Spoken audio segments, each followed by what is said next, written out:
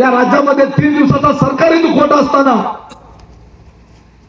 खुद्द मुख्यमंत्र्यांनी या राज्यामध्ये आता मी सभा घेणार नाही, माझा एक सहकारी गेलाय अशी भूमिका घेतलेली असताना आमच्या विरोधात उभारलेला हा कारखानदार उमेदवार सचिन जाधव हलग्या वाजवून आणि फटाकडे उडवून आणि कार्यकर्त्याच्या खांद्यावर बसून नाचत होता.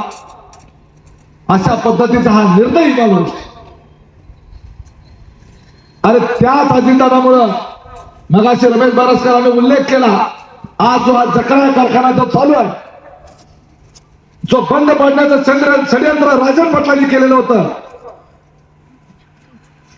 त्यांनी जे मगाशी सांगितलं की 1500 लोकांच्या रोजगारावर त्या ठिकाणी संकट येऊ शकतं म्हणून सांगितलं.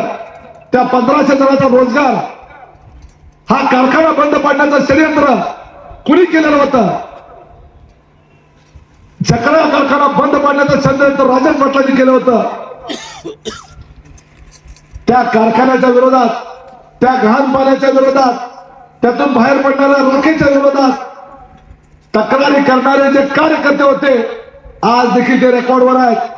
आज हायकोर्टामध्ये, हरित लवादामध्ये, प्रदूषण मंडळाकडे त्या तक्रारी ज्या केलेल्या आहेत, ते तक्रारी करणारे जे आहेत हे सगळे राजन पाटलाच्या पार्टीचे कार्यकर्ते आहेत.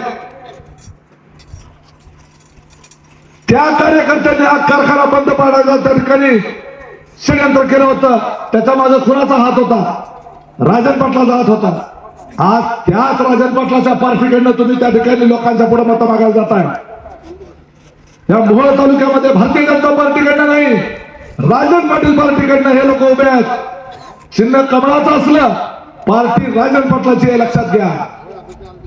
आणि ज्या वेळेला ह्या तक्रारी केल्यानंतर चौकशी झाली, या चौकशीचा अहवाल हा महाराष्ट्र शासनाचा अहवाल आहे. हा कागद राज्य सरकारचा आहे. नीट बघा या अहवालामध्ये काय लिहिलेलं आहे.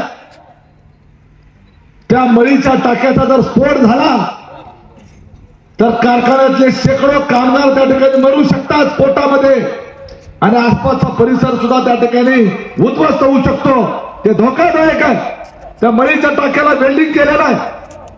वेल्डिंग केलेली टाकी चालत नाही, बेकायदेशीर आहे म्हणून रिपोर्ट आहे सरकारचा. हा सरकारी रिपोर्ट आहे. उद्या त्या कारखान्यामध्ये आम्ही ट्रॅक्टर आमचे शेतकरी त्यात ऊस घालायला जातात, कधी स्फोट होईल सांगता येत नाही. आणि तो स्फोट झाला, तिथं ऊस घालायला गेलेले शेतकरी मरतील, तिथले कामगार मरतील, जळून खाक होतील. आणि अशाच पद्धतीचा एक दुसरा अहवाल ह्या मोहोळच्या तहसीलदाराला त्यावेळेच्या इथं आमदार यशवंत माने आणि राजन पाटलांनी बनवायला सांगितलं. त्यावेळेला बेडसेने मला फोन केला होता. दादा म्हणले हे काय बी करायला सांगायला लागले. म्हणलं तू कशाला ऐकतो? कारण आमची भावना काय, जकरा कारखाना, भीमा कारखाना, तिकडे तर खाऊन केसरचा आष्टीचा कारखाना, हे लोकमंगलचा कारखाना, कुणाचा का असं ना, कुठला का पार्टीच्या लोकांना असं ना, कारखाने सगळे चालले पाहिजे. कारण कारखान्यांमध्ये स्पर्धा झाली, शेतकऱ्याचा फायदा होतो. एकच राजन पाटलाचा हेतू काय, माझा फक्त लोकनेते चालला पाहिजे, बाकी सगळे बंद पडले पाहिजे. म्हणून आम्ही भीमा कारखान्याला आम्ही पाठिंबा दिला. भीमा कारखाना राजन पाटलाच्या हातात जाऊ दिला नाही.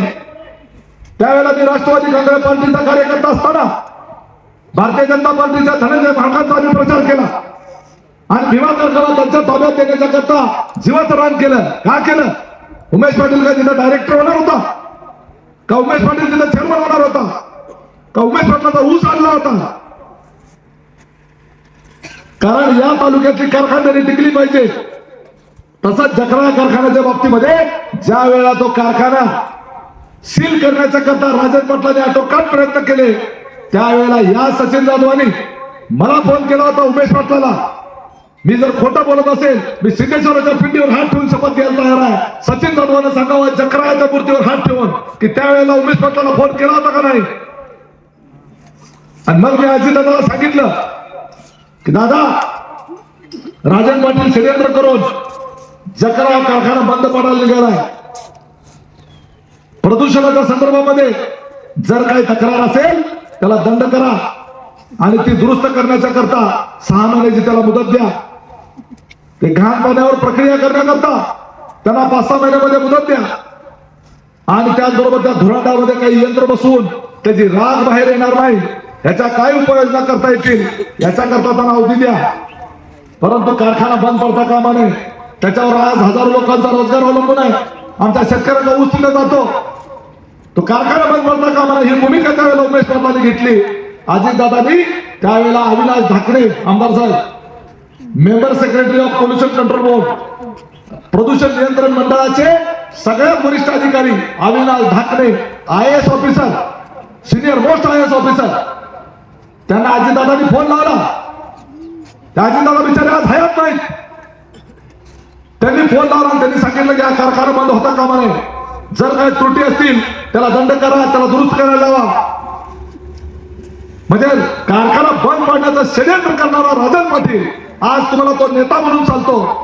आज त्याच्या पार्टीकडनं तुम्ही निवडणूक लढवता आणि तो कारखाना वाचवण्याच्या करता आज देवाघरी गेलेल्या त्या अजितदादांनी हा जकरा कारखाना वाचवला आणि त्यावेळेला बंद पडू दिला नाही आणि त्याच्याकरता उमेश पाटलांनी मध्यस्थी केली आणि मला तुम्ही फोन केला होता.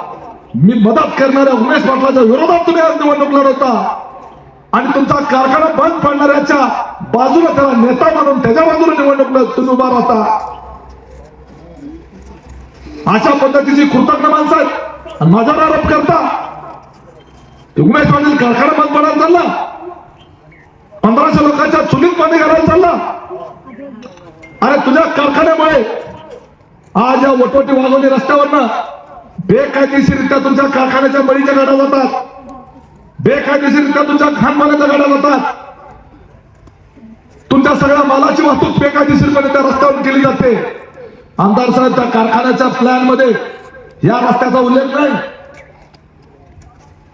प्लॅन मध्ये ज्या रस्त्याचा उल्लेख आहे त्याच रस्त्याने वाहनं जावी लागतात. तुम्ही बेकायदेशीररित्या इथून वाहन येता तो रस्ता तर खराब केलाच परंतु त्याच्यामुळे निर्माण होणाऱ्या धुळीमुळे आज या पूर्ण वाघोली परिसरातल्या 500 ते 600 लहान लहान मुलांचं आयुष्य 50% कमी झालं.